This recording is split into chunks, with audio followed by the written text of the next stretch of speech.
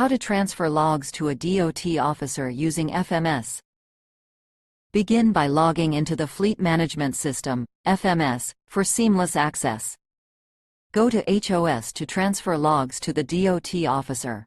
Under HOS, click on Logbook. The Active tab will display the list of drivers who were active in the last 7 days. The Inactive tab will display the list of drivers who were inactive in the last 7 days. The All tab will display the list of all the drivers. Select the driver for whom you want to transfer the logs. Locate the Generate Report button and click on it. Choose the date range for the logs you want to transfer. Click on the Transfer button. A pop-up window titled Transfer Logs to FMCSA will appear.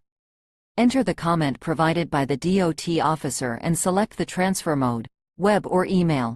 Click on the Transfer button to successfully transfer the logs to the DOT officer.